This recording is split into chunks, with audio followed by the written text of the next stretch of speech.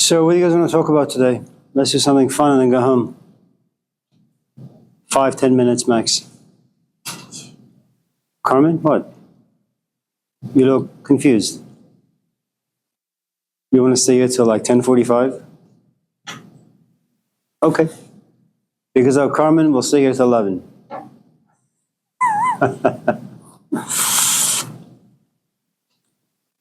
Yeah, love. Dreams are meaningful. There's meaning. A lot of people think what? Dreams.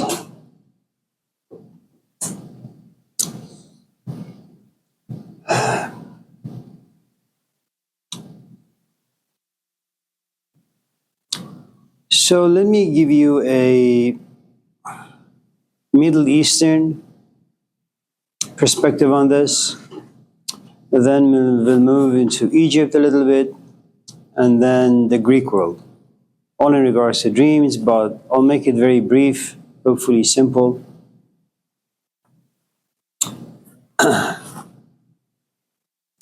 There are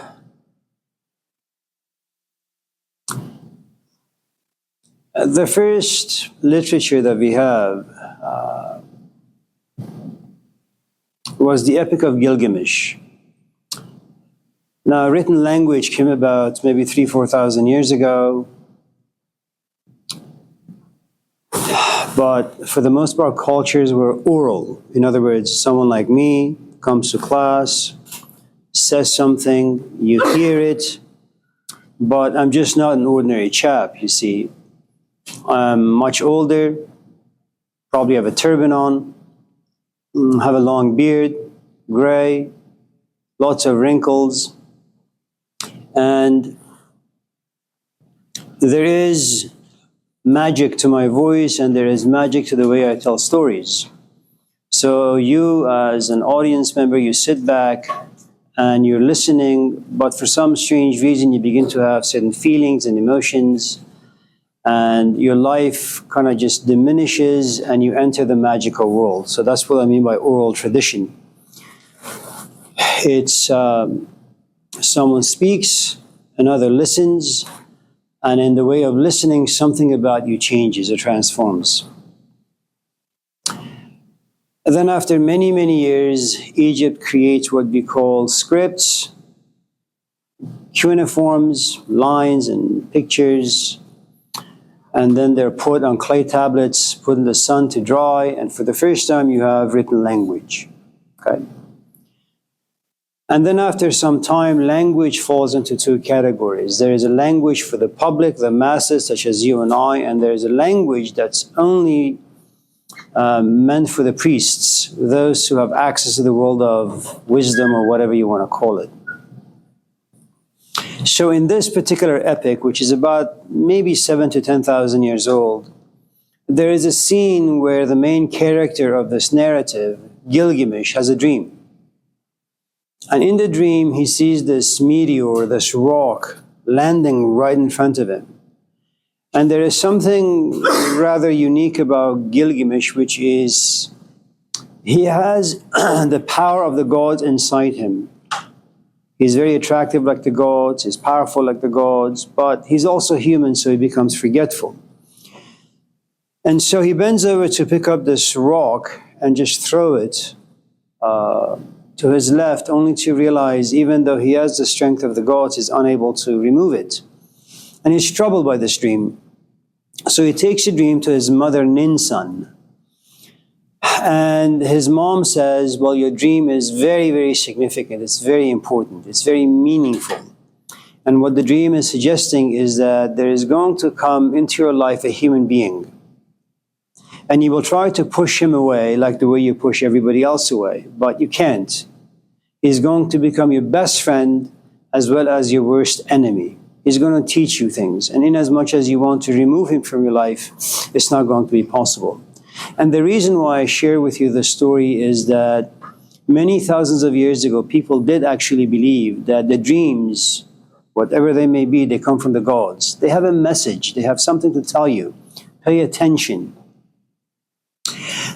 Now, that only happens if you come from, say, a background, let's say your parents to some extent are a little nutty and they like these things, and so when you're growing up, they read you stories from books about dreams, about angels, about this and that.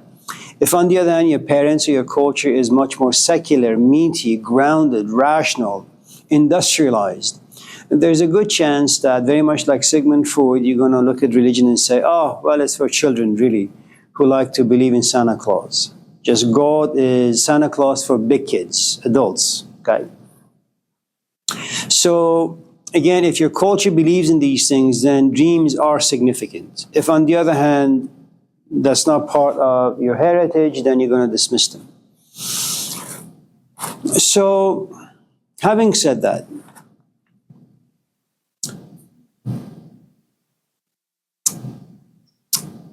in the Middle Eastern philosophy, there are three categories of types of dreams that you can have. The first is called Illat. Illat means the following. Imagine you work at Home Depot. It's a great job, don't get me wrong, but you're just working with 2x4s and you're working with customers you don't really like, and it's a job that you don't really like. You're just doing it because it pays the rent and puts food on the table. And let's just say because you didn't finish school, that's the only job you can have, let's just say, okay?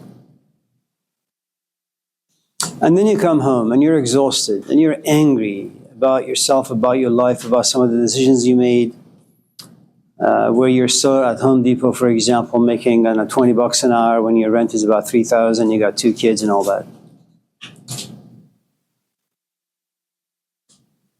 And so you go to sleep and you have a dream.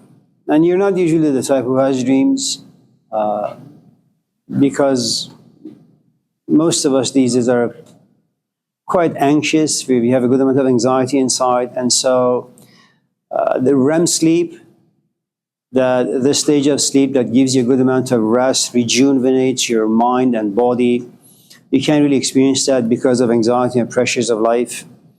And so what happens on this particular occasion, you fall into the REM state and you have a dream. And in the dream, you see yourself in the bathroom. Of all things you could dream about, you dream about the bathroom, which is next to your room.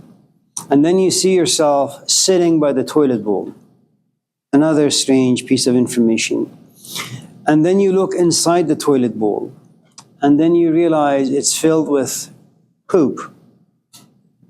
And that's an awful thing for a dream to be given to you, right? And then the next is that you see your hand being in the toilet bowl, inside it, grabbing a piece of dirt, and then putting it in your mouth, and then chewing it, and then swallowing it, and then you go for the seconds, and the thirds, and the fourths, and the fifth. Okay.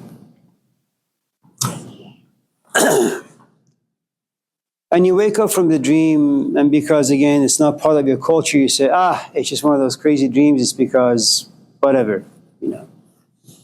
Now, 2 things need to happen. First, there is the dreamer, there is the person who dreams something, and then there is the interpreter.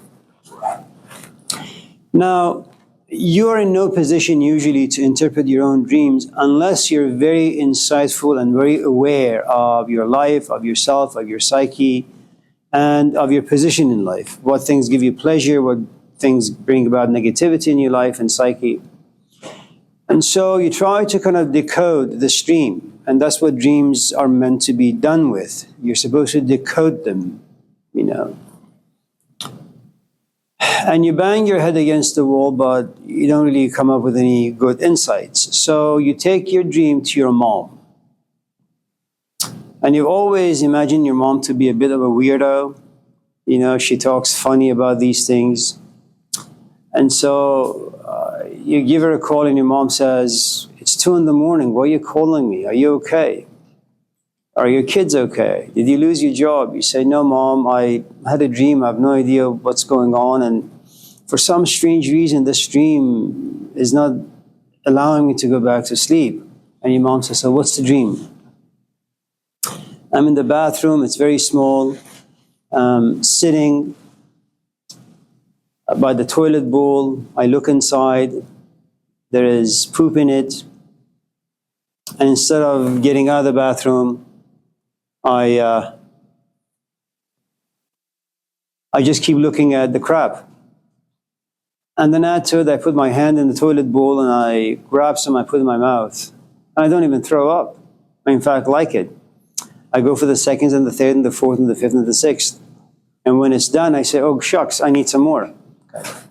And your mom listens to you very attentively, and then she says to you, okay, son, I want to tell you something. What is it, mom? And she's very, very serious. You have walked into a bathroom that happens to be very, very, very small because that's your life. Your life is very small. It doesn't have much to offer you. You may have wings and you may want to fly, but your wings have been clipped by life itself. You may have songs to sing, but the bathroom is too small. No one can hear it. Okay? And you're not standing, but you're sitting. Life has, in fact, beaten you down.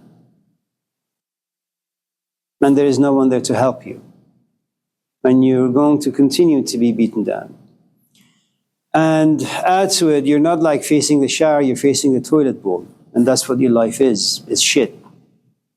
But you're not just looking at your life as smelly, as crap. You're also eating it. You know. And a sane, a decent, a reflective, someone who has power, if they were to do this, they'll probably throw up and run out. But you don't run out. You stay in the bathroom and you continue to eat shit because that's the only food available to you. And that's the only food that can pay your rent, that can pay for your money, that can pay you for this, pay you for that. And then you go for the seconds and the thirds and the fourths. He says, well, how's work been? So, well, you know, I take abuse from my boss. I take abuse from my customers. I take abuse from my own intellect. I sometimes think about my life and it bothers me. He says, well, that's the crap. You know, your boss is crappy, your customers are crappy, your job is crappy, and the way you see things is crappy as well. That's your life. Crap. And all of a sudden you realize that's something you never really want to think about because it's hard for us to look at our lives, look yourself in the mirror and realize how ugly you really are, that perhaps you're getting older, you know, and you haven't done much with your life. These are difficult things to witness about oneself. And so because you can't face them, but because they live inside you, somehow your emotions say, I can't hold on to this stuff anymore. I need to express it. And so they express it through a dream. And the dream has been given to you now. Now, there are a couple of things that you can do with the dream. And it's something that all of us do. And you don't really need to have a dream about this, which is the dream forces you to look at some things and understand some things. That your life is being wasted. And on a daily routine, what's happening to you is you keep eating shit and you keep saying thank you. Okay. If you had any self-confidence, and if you take your mom seriously, and if you take a dream seriously, you're going to say, well, that's really not a good life to continue to be lived. I want something to be changed. So the dream gives you some insights. Now you want to change. Instead of perhaps having another dream where you find yourself in the bathroom, you want to have another dream where you're sitting yourself in Berkeley, Rose Garden, it's spacious, open air, flowers everywhere, everything smells good, there are bees about to make honey, all those things. And there are people walking back and forth laughing with their dogs, with their companions, eating food, enjoying the sunset or the sunrise. That's the sort of dream you want to have because your life is rosy now. You enjoy your life. It smells good, looks good, feels good.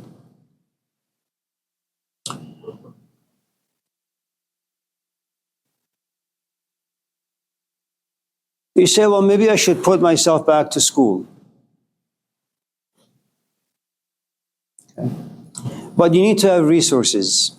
And remember the problem of will, that you need to will yourself to make some changes. What you're basically saying is, this is love who has a trauma, This is love who wants to be without trauma. And these two loves need to compete, need to wrestle. This is chained by habits, addictions, and a past that comes to the surface every single day. This is a brand new love. So when you say you have to make an effort, what you're saying is there is a force that I have to devour, I have to compete against, I have to beat down in order for this to be successful. See, when you sit and you watch TV, there is no will. The only thing you have to will yourself is not change channels every seconds. Okay? And that itself requires a good amount of awareness. So remember, when you say you have to will yourself to quit smoking, will yourself to get over a trauma, will yourself to do this or to do that, it means that there's going to be a struggle. And whenever there's a struggle against anything, there's a history behind it. Okay? So, and then when you realize you don't have the resources to make and this brand new love come to life, eventually you give up and you go back to having dreams where you find yourself in the bathroom, perhaps even smaller as you get older. And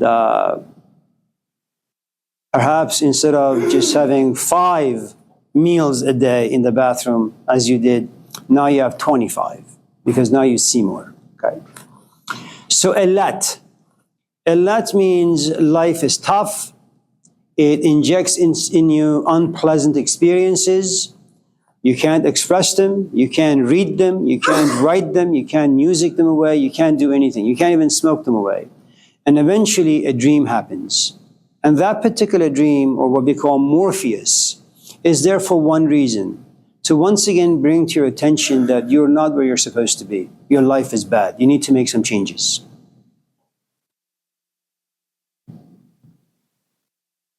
So that's one category of dreams. The other category of dreams is what we call self-fulfilling prophecy. And so imagine for a moment that your father liked the 49ers. And so you and him from the very young age, you sat with him and you watched Joe Montana play. Okay? And you loved the way he passed the ball. And that was your dream and that was your goal. And for some strange reason, Joe Montana was a very attractive character in your life. You idolized him. You wanted to be just like him. So in junior high, you played football. In high school, you played football. And then you came to Laney and you began playing football. And lo and behold, in all these different teams, you were playing the quarterback. That was your position, quarterback. And so you have dreams. And the dreams that you have on a regular basis is that 49ers have picked you, Raiders has picked you, all these NFL teams have picked you, and there you are quarterbacking for all these different teams. Now, eventually, of course, the coach at Laney, John Beam, axes you because you suck. But you continue to have these dreams. Now, this particular category of dreams have to do with your wishes and desires in life. You probably don't have the resources, but you have the dreams nevertheless. That you want to be something that you can't be, but you'll continuously have dreams about it. Let me give you an example. It's a famous story that comes from the Persian world. It's about this young man who goes to Socrates and says, Socrates, I know that truth lives inside you, and I want that. How do I go about getting truth the way you have? And Socrates looks at him and says, go to Safeway tonight, buy a salmon fish, the biggest fish that they have, just buy it. Put lots of salt and lots of garlic on it, and just eat the whole thing. Like a 10-pound salmon, eat the whole thing. But make sure you don't drink any water. Just eat the fish, brush your teeth, and go to bed. The kid says, fine. And remember, you have this intimate relationship with your master, your teacher, so whatever he says His command is your wish. Okay? So you do. So you go to Safeway, you fork out $100, you buy the salmon, organic, and you eat the whole thing without drinking any water. And then at night you have a dream. You're sitting by this huge pool of water, and you keep drinking cup after cup after cup. Now, there is something you need to know about religious symbology. So, water is truth, water is purity, water is being flexible, malleable, water is the element that baptizes you, water is the element that gives you your second life. You're reborn. You're cleansed from everything that the world has put inside you. So this kid has the dream that he's sitting by the water and he has the capacity to drink truth, one cup after another. Okay. He wakes up from the dream and is extremely happy. He runs to his teacher's house, Socrates, knocks on the door and says, "The gods have spoken to me. I've been baptized." And the teacher says, "Well, did you do as I commanded? Did you go to Safeway, buy the fish, put lots of garlic and salt?" "Yes." "Did you eat the whole thing?" "Yes." "You didn't get any water?" "No." He says, "Well, this is what happens when you have food that's very salty and garlicky. Because you don't drink any water while you're eating the food. Well, the dream tells you, get the hell up, go to the fridge and grab yourself some water. But since you didn't do that, well, the dream, okay? And so what you have is there are moments where you want certain things, but you don't have the resources, you don't have the capacity. Maybe you just don't have the magic, or you're just not the right host for those things. And you keep dreaming about it, self-fulfilling prophecy. And all of us have it. You happen to be in a bad relationship and you keep having dreams about being in a good relationship. Okay. So the first category of dreams have to do with all the forces placed upon you by life. And you have no choice but eventually express them in some shape or form. The second category of all the dreams and hopes that you have, okay, that maybe the way your father dealt with you has traumatized you for the past 20 years. Okay. And so you've always been envious of kids being picked up by their fathers. And so you keep having this dream that eventually you're going to make peace with your father. Okay. So that is what you have been wishing for, and that's what the dream generates. Okay. It doesn't mean it's going to come true. It just means you play tricks on yourself, you trust yourself, you believe in those things, and then you're pacified a little bit. And then there is this third category of dreams. We don't know where they come from. We don't know why they happen. And I'll give you a couple of examples. About 40 years ago almost, we were all sitting in a room with a bunch of friends. Some were writers, some were teachers of sorts, some were musicians. And we were talking about religion and politics. That's what we do for entertainment. And all of a sudden, this woman gets up and she looks at us and she says, "All of you need to shut up." From nowhere. And I don't know if you're aware of the Persian culture. Women, for the most part, work behind the scenes. In other words, even though they have some thoughts and ideas about this and that, they're never really vocal. I mean, that's part of the culture. It's changing a little bit. And then we are a people that we put a lot of stock on reputation. Your name has a tremendous amount of value. So if I do something here in Oakland that is unsavory, that is unwelcome by my culture, by my community, if it reaches the ears of my parents, and if it reaches the ears of the friends of my parents, my mom will no doubt not be able to walk out to Macy's or the mall and walk around for about half hour, 20 minutes. Why?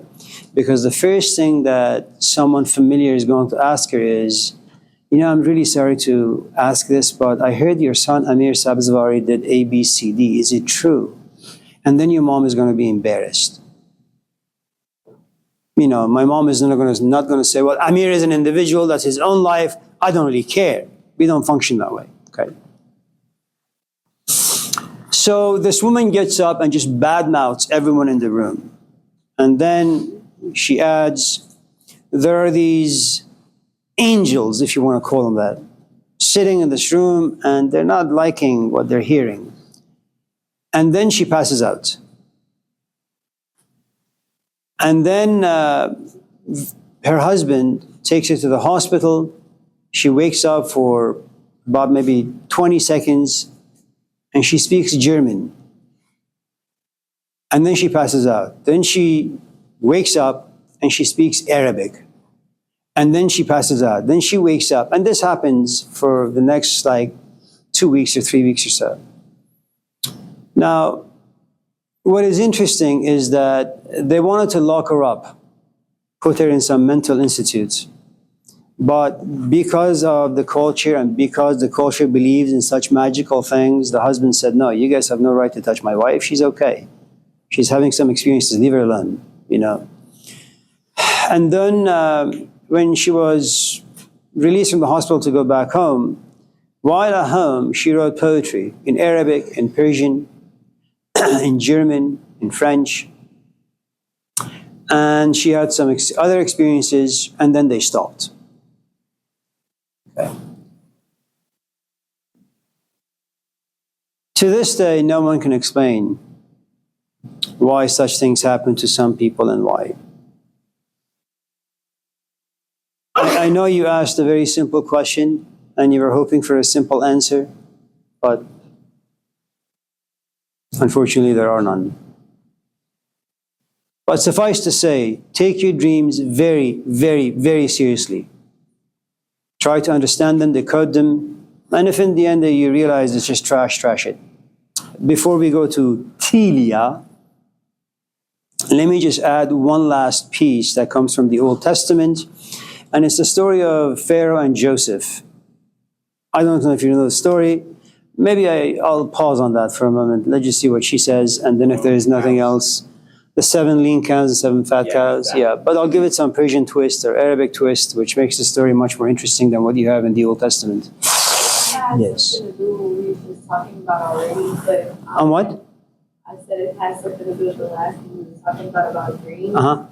I just wanted to know what it is like when you don't have It's nothing. Yeah. The psychoanalysts around the 19th century and after, what they have suggested, and I'm not quite sure how accurate they are, I wouldn't trust the is not that we don't have dreams. The suggestion is life has a tendency of imposing itself on us.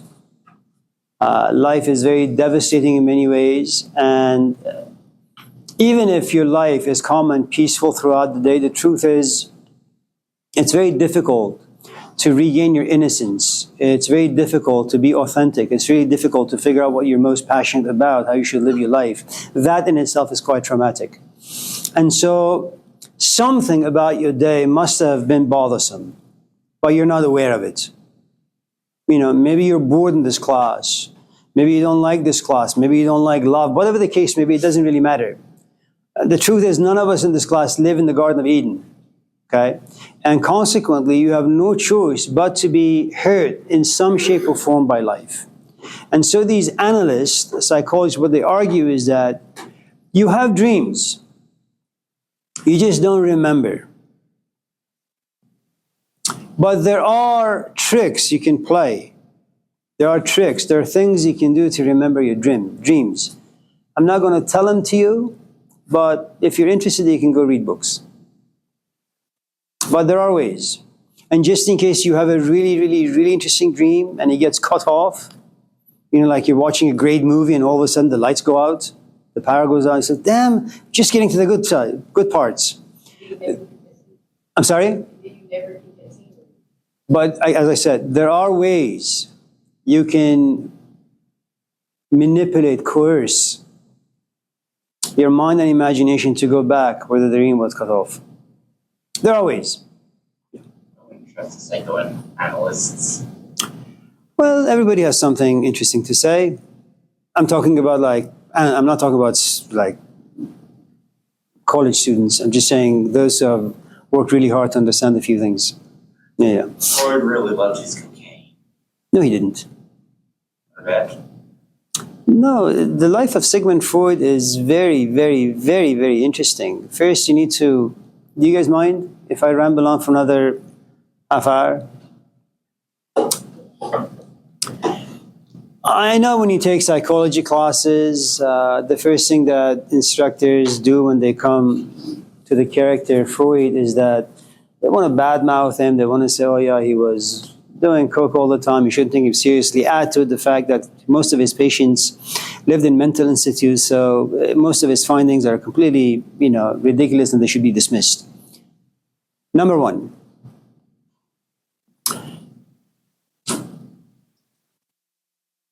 Freud lost, I think if I'm not mistaken, 3 of his sisters to Nazis. 2 were gassed, 1 was starved to death. He had a younger brother named Michael, and Freud was the firstborn. And I don't know if you have children now, but what usually happens with firstborn is that the parents have a lot of dreams and hopes that they inject into their firstborn. And because it is the first child, the parents invest 110% of their energy and resources in this kid. When the second one comes about, the firstborn only begins to get 50% of parents' attention. That makes them quite angry. They may not know it, but that makes them angry. So before going to bed, Freud used to have this prayer. God, my parents don't look at me very often. My parents don't care for my needs as much. They don't pay me too much attention anymore. And it's all because of that kid, my brother, Michael. I want him dead. And he died. He got sick and he died. And Freud never forgave himself for praying for his brother's death. Okay. He wanted to get married, but he didn't have any money. And his wife patiently waited and waited and waited. And he didn't want a job, a regular job like Home Depot or In-N-Out jobs. I want to work in the He wanted to understand why human beings are such pieces of shit. So from the age 13 or 14 or 15, he sent letters to prominent psychologists of his day that, can I come and work for you for free? And then from a very, very young age, he started dealing with people who were interested in human behavior. Eventually they got married, but here is what his wife found out. Freud loves ideas. He doesn't love sex as much. He doesn't like to hang out with his wife as much. He doesn't like to hang out with his kids as much, but he loves ideas. So one time she wrote this letter to him saying, you love ideas the way people love pornography. I don't know if you're addicted to porn, but if you're addicted to porn, that's what you think about all the time. And when you see a woman or a man walking around you, that's all you want to do. You see them as a piece of meat. Imagine as a young kid, Sigmund Freud, you see people and all you ask is, why do they look like that? Why do they behave like that? What's wrong with them? That facial expression is disgusting. What's wrong with them? What's their trauma? Okay? So he's been weighed down by all that stuff. At a certain point in his life, he comes to realize that he's not feeling well. He goes to the doctor, diagnosed with cancer. Now, I don't know if you've ever been around anyone who has cancer, especially at a later stage. The pain is unbearable.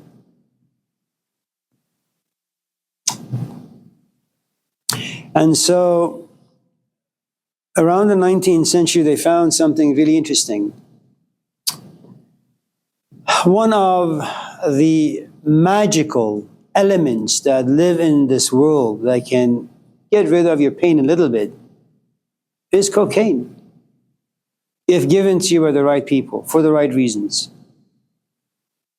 Now, Freud didn't want to be completely out. So what he asked the doctors is, give me enough so I will have enough focus to continue working on my projects. That makes no sense. I'm sorry? It's a stimulant.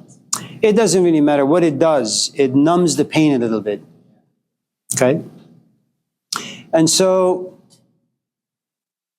that's what happened to Freud. Now remember, at the age of 15, he did experiment with cocaine, not on himself, on his patients.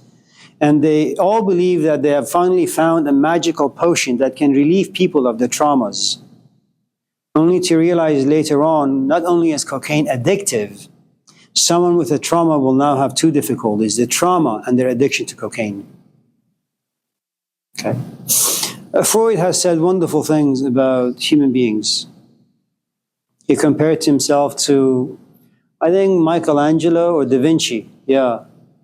He had argued that my philosophy of life, like Da Vinci's painting, lots of darkness and little light. The prophet of the late 19th, 20th century. Carmen, yes. Is the most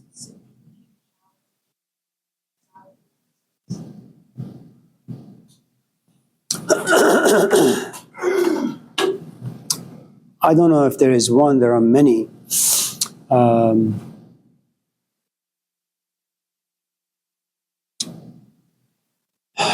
I mean, you can put your finger on anything and it has become a challenge.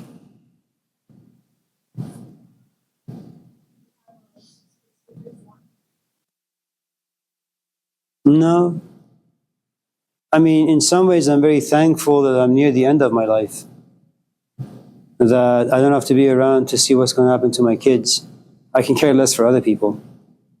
You know, some of the resources that we used to have as kids when we were growing up, just in case a problem arose, the problems have changed, the questions have changed, and this reservoir of resources, you know, it no longer has anything that works. And part of it really has to do with the fast changing of the culture and some of the components therein. All the sort of things that used to give us a modicum of stability, they've been gone. So if your question is, well, how do you restore them? What challenges are there? There are lots of them. There is political, social, you know, religious, whatever you name, it doesn't really matter. I mean, when you're dealing with 60% divorce rate, when you're dealing about 60% depression rate, when you're looking at lobbyists basically controlling the government and selling things to the public, when you have pharmaceutical companies that's selling labels to people, I mean, there is nothing wrong with blinking. I mean, that's what your eyes ought to do. But when all of a sudden you have some giant company that want to make more profit, and all of a sudden they call it dry eye syndrome, and then all of a sudden blinking for you becomes a problem, and you say to yourself, well, I shouldn't be blinking, but I am. You know, the book says I should blink maybe 2 times an hour. I blink 50 times an hour. Then you go to the doctor. And what the hell do they know these days? Have you been to Kaiser recently, or any doctor, and you ask a question? The first thing that a doctor will do, especially these young doctors, they Google the stuff. Well, shit, I could have just stayed home and done it myself. I don't need to come here for that. So, there are lots of things. I mean, look at education.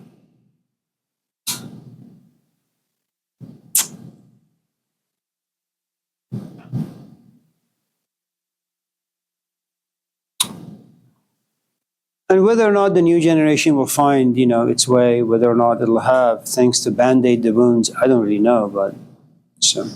Is there one in particular you were thinking of? Yeah. Yeah. Don't have kids? But if you do, be very cautious.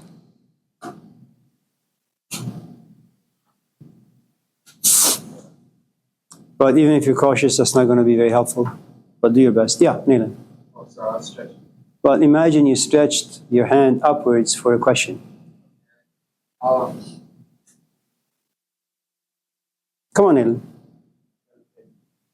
Okay, Neelan. Let's do it, Neelan.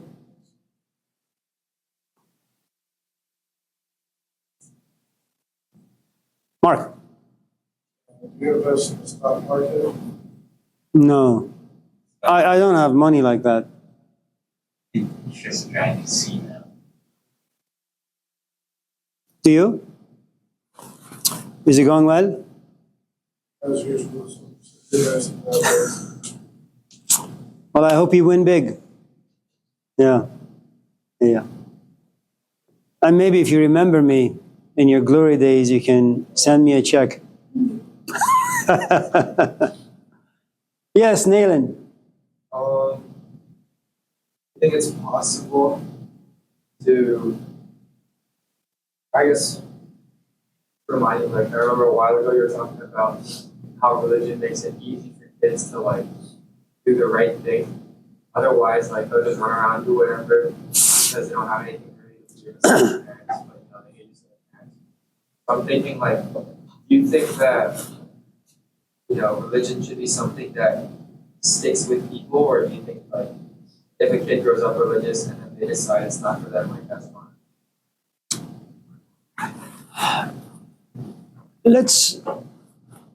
Let's replace the word religion for fear. Okay? What is fear? It's kind of like your mom says, well, you asked for chicken noodle soup, Neelan. I'll make you chicken noodle soup. One condition. Bring me the essay you get back from your instructor. If it's an A, I'll make you the dish that you enjoy most. Okay? Now what happens is you love chicken noodle soup, especially the one that your mom makes. You've been thinking about it all day. It's made for you conditionally. And when you take a logic class, you'll get to know how these things work. Conditional means if and only if. Chicken noodle soup, if and only if you get an A in the essay. Not a B, not a C, not an F, okay? So as you're writing this essay, there are two things that are happening. Chicken noodle soup, the fear of not getting an A, which means no chicken noodle soup. Now, that doesn't mean you're not gonna plagiarize. That doesn't mean you're not gonna give your friend $10 to do the essay for you. But it does mean that your desire for chicken noodle soup is so much, and you fear not having it, that you're willing to do all sorts of things. Maybe even study, okay? Let's say, I don't know if you smoke or not, but let's say you love your parents, you respect your parents, and you also fear hurting them. You fear hurting them. What happens is you go home and you haven't had the best of days and you want to like smoke. Well, you say, if I was to smoke in my room and if my mom was to realize that, or my dad, I'd disappoint them. They're probably very sad. And I want to do that. So you know what you do? Out of fear that you may get caught, out of fear that you may hurt them, you say to your mom, I'm going to go for a walk, and I'll be back in an hour. So the moment you go for a walk, you begin the joint, okay? You smoke it, you walk around for that stench to leave you, and then you go back home. Okay. Now, when you don't have that fear, okay, it may be that your parents are smokers themselves and there came a point where they just gave up on you. Or maybe they just gave up on themselves and they said, whatever. And so as your dad is sitting and watching football, you just light up a joint and smoke a bucket of it. Okay. I think as long as you have fear of certain things, and they are fears that keep you relatively sane and healthy, I think it's good. Whether you want to call it religion or philosophy or parental guidance or love, it doesn't really matter. For the longest time, having children out of marriage, that was a bad thing to do. So even in as much as you wanted to have sex with someone, first you get married to them. And then you have sex, and then you have kids. But now what you have is there is no fear of anything, you just have sex, then someone gets pregnant, and you say, well, I didn't ask for this, I'm out. And now you have a kid being raised by a single parent. I'm not saying it's a bad thing, I'm just saying it just makes things a bit more complicated. So fear is good if it's done for the right reasons.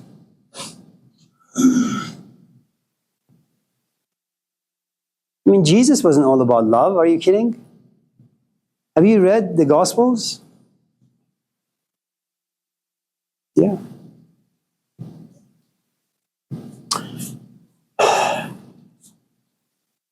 Mark, anything? Iska? Sure, why not?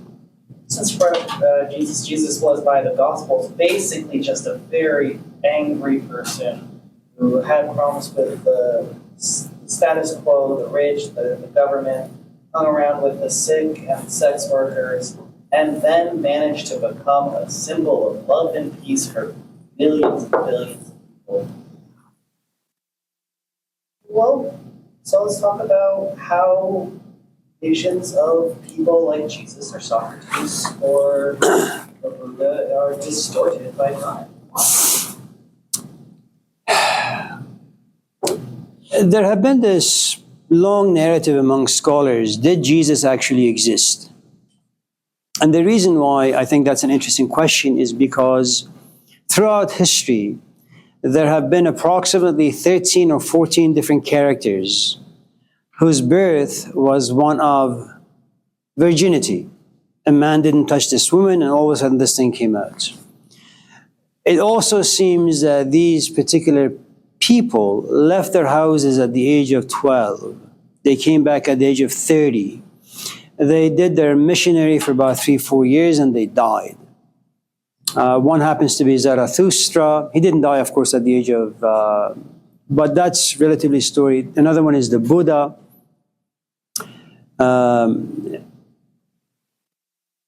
So Hercules, for example, was tied to a cross.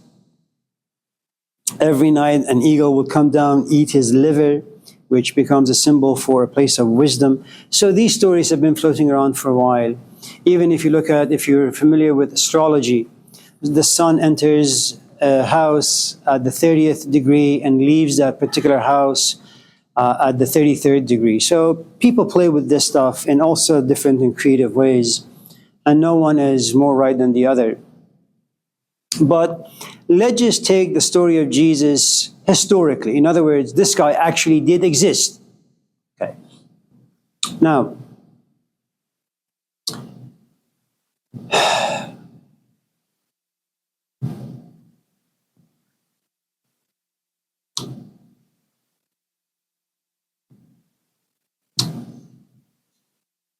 if you were to typologize Jesus, in other words, if you were to ask, what is his temperament like? Is he an extrovert? Is he an introvert?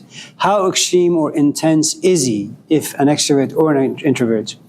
And you come to the conclusion, well, when you look at the philosophy of introverts, in other words, those who kind of take stuff, go inside them, and experience, let's say,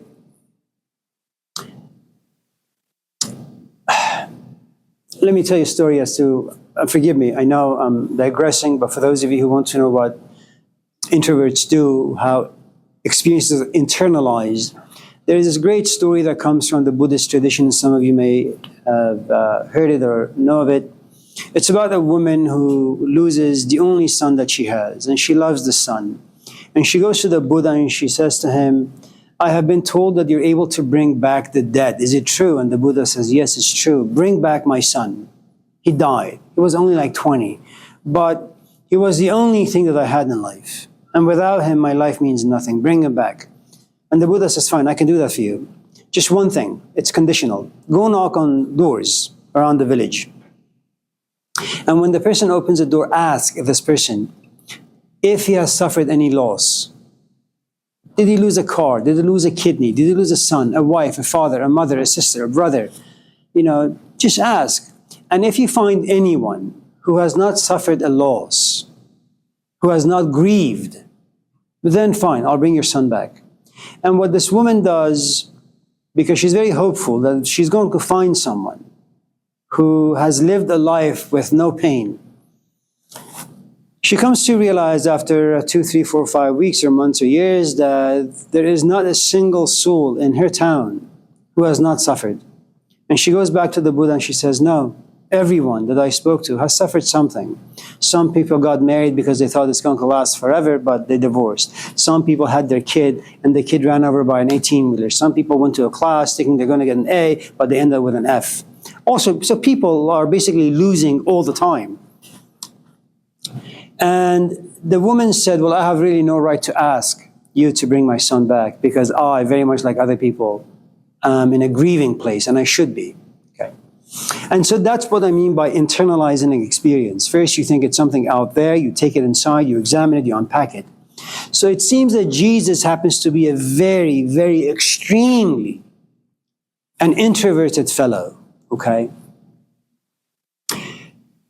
So much so that if the Gospel of Luke is accurate, and it's not because at the very outset, the Gospel of Luke does say that this is not an eyewitness account of Jesus, okay? So what you have in the Gospel of Luke, or maybe Gospel of, it's Luke, where his parents lose him. They've gone to Jerusalem at the temple, and both Joseph and Mary are really quite frustrated because they keep looking for him, but he's not found. Eventually, they see this huge number of people just gathering somewhere, listening, and they pay close attention. They realize the voice sounds like their kid. And this 12-year-old kid is giving this huge, great sermon to all these 90-year-old near-dead people, And they wait for the sermon to be done. They look at him and say, what the hell is wrong with you, kid? You're worried sick. And he looks at them and says, well, you should have known that I'm going to be in my Father's house. It's a very strange thing to say, that you've come to a certain place in your psychological, intellectual, spiritual maturity or growth where you don't consider your biological parents your parents anymore. Your parents are no longer there. They're no longer in a physical form. It's God. That's what he's saying. But he also comes to realize that society can't offer him anything. I mean, that's a very strange place again to be. It's like, you come to realize that Oakland can't offer you anything positive or healthy for your kid. It's just a poisonous, toxic environment to be in. And reluctantly, but forcibly, you just pack up your stuff and you move to El Dorado Hills. It's not very diverse, fine, but it's very clean, it's very safe. Nobody breaks into your car, nobody breaks into your house, and you feel comfortable. Okay, and so you just move. Why you move? Oakland has nothing to offer you. And so coming to realize that Nazareth has nothing to offer him, Jerusalem has nothing to offer him, he just takes off. Nobody knows where he went, and that's his desert life. Some people argue, again, for those of you who are interested in this, there's a book. I don't recommend it, but if you have a lot of time on your hand and you want to waste it in a particularly decent way, it's called the Urantia book. It's about 2,000 pages, okay? And it tells you the story of the lost years of Jesus from the age 12 to about 30. He's got brothers, he gets married, he does all sorts of things.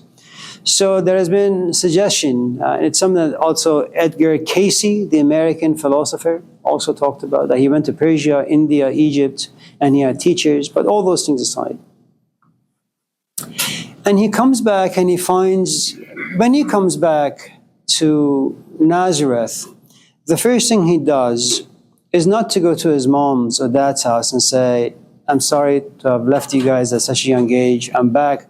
How's dad, Joseph? How are you doing, mom, Mary? Can I vacuum the house? No. He doesn't care for them. He goes straight to the synagogue. And that's a very strange thing for a son to do, to leave at the age of 12, to go to all these places in hopes that he can find something. I mean, you and I don't leave society. We like Oakland. We like walking around town. We like talking to people about ridiculous things. We like our pathetic little desires. Not him. That itself should fetch a good amount of respect. You know, there is something magical about this kid who's willing to sacrifice everything in search of some story out there that, yes, there is truth out there, okay? What he comes to realize, again, if the stories are accurate, is that inside the human being is a world. That, yes, you have trauma on the inside. Yes, your father abused you. Yes, your mom abused you. Yes, your boss abused you. Yes, everyone in your life has abused you. But you also have the power to overcome. And you do. I mean, consider the story of Malcolm X. I mean, it's no less than the story of Jesus Christ in the New Testament. You know, I mean, how is Malcolm X traumatized? He has a wonderful family. Then at a young age, he watches his father being lynched. Then out of desperation, his mom can't make enough money to sustain all these kids. So she turns to the world of drugs, you know, and then they're all taken to foster, one here, one there, you know. And there is no place for black people in America back then. And you do what other people do to survive. He ends up in prison. I mean, if that's not traumatizing, I don't know what is. And somehow there is this open space inside him that says, you know what? Why the hell do you dye your hair? You know, why do you enjoy being called an orange poodle? Just be okay, be proud of the fact that you are in fact black. It's okay, you have a rich history. And then something about him gets transformed. And he's changed forever. And the nice things about Malcolm X, American Jesus, is that he doesn't get drunk from the power that he's given by Elijah Muhammad, by the power he gets from understanding. He finds himself to be the man of people. And he goes, as you find in Taoism, water always has a tendency of going into the ditches. And if you look at the ditch, you realize it's the lowest of the lowest of the lowest place you can find in the road. There is the hill up there, there is the pavement here, but the ditch is a hole. And that's where Malcolm goes, and that's where Jesus goes. And that's where and all human heroes ultimately go to the ditch. Okay?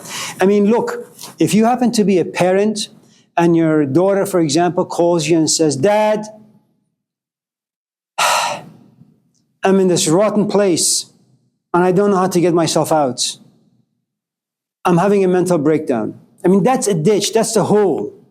You know, and your daughter is saying, I can't get myself out and I need help. Now, you live in Oakland. You have a great life.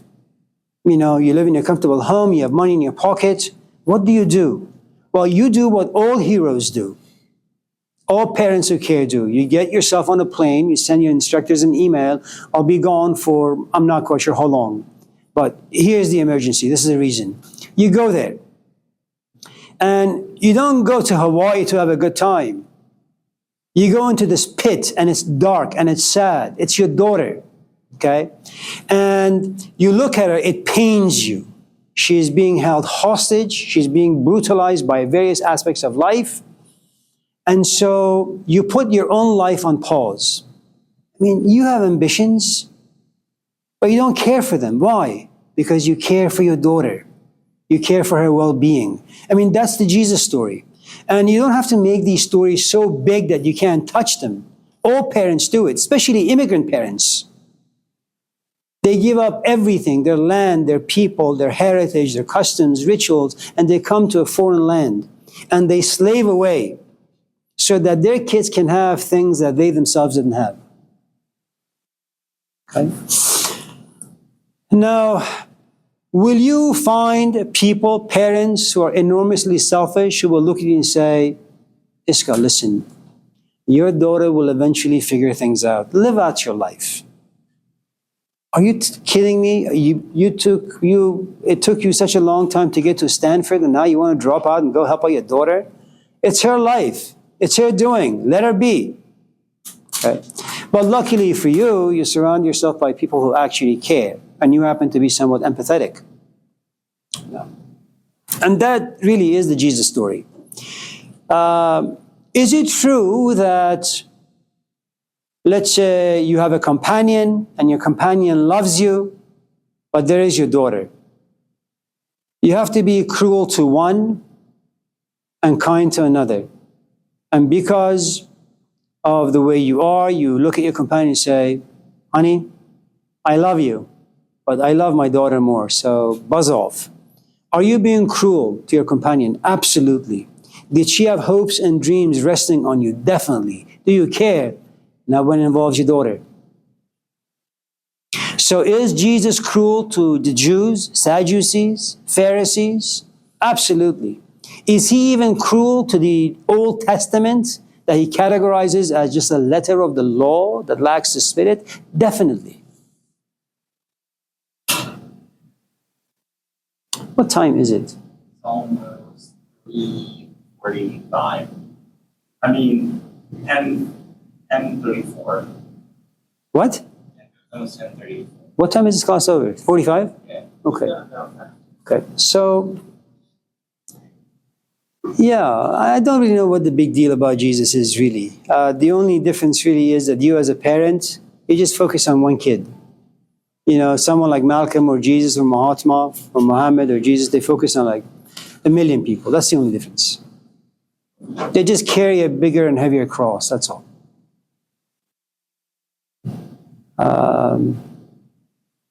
Yeah. Yeah. Mark? Do you know of any people who have invested long term in the stock market?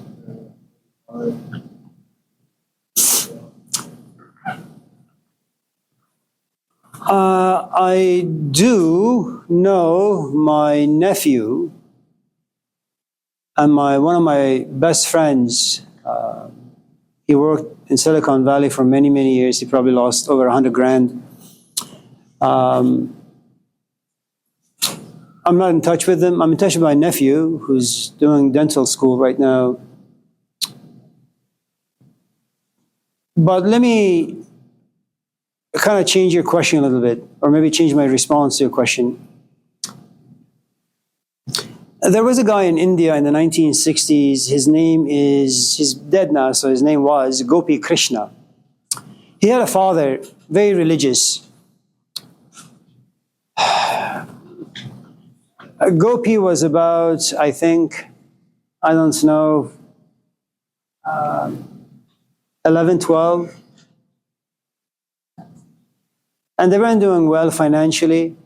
But this 11-year-old kid, if you have watched the Willy Wonka movie with Johnny Depp, he wins this lotto for 1 million rupees. And he goes very excitedly to his father and says, we won, we are rich, we have all this money.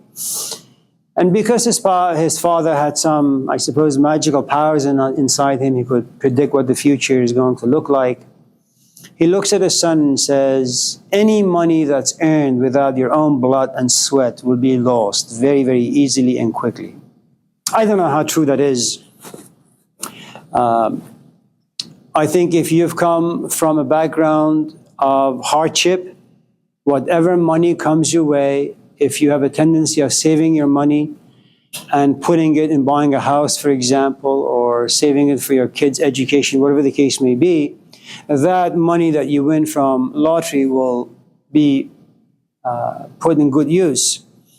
That's the only story I have about lottery, about stock, about money.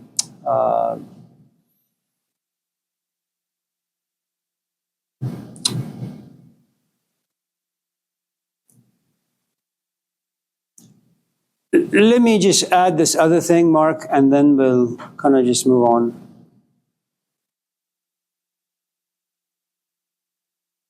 My wife is very grounded, unlike me. She's very organized, unlike me. She's just put together very nicely, unlike me. She's very patient and forgiving. So yesterday we were sitting and having a conversation about the kids. And she says to me, I want them to be like doctors, and I want them to get on a spaceship and go to the moon and discover this and discover that. Just sitting back, listening to this stuff. And I can't but just laugh on the inside. And I have to wrestle because I'm tempted to say a couple of things. And I know that if I say what I want to say, there'll be no dinner and I'll be on the sofa for the next couple of weeks. But I say, screw it, I'm just going to tell her. So what the hell are you talking about? You know, I've been playing with the world of ideas ever since I was 11, and it's a good life. You know, I don't get paid much, but that's okay. You know, I have nice conversations with people. I go to the office and I write, and you write, and we read books. It's a great life to have. It's meaningful for us. And I wouldn't mind our kids to turn out to be like us. You know, why do we keep pushing them to become doctors of this and doctors of that? Let allow them to be losers like us. I don't mind being categorized as a loser. It's a great way to be. You know, of course, we went back and forth a few times, and eventually I had to give in because that's what men ought to do when things get a little rough. So, I guess what I'm trying to say is,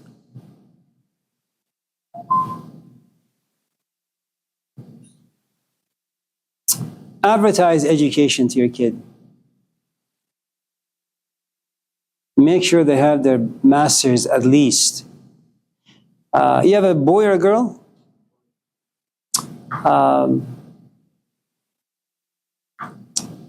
You know, some people send their kids to martial art classes because life has a tendency of creating bullies and you need to stand up to them, or at least protect yourself against them. I think education is one of the best self-defenses you could ever have in your life.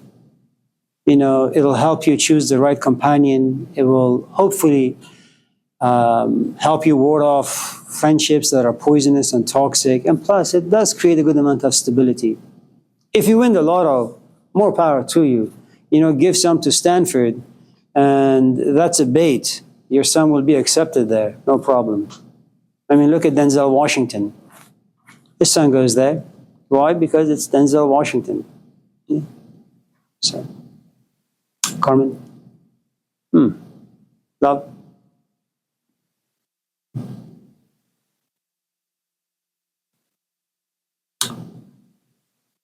Mix anything?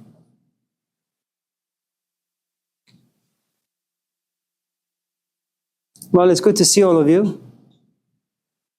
Take care of yourselves. See you next week, Monday.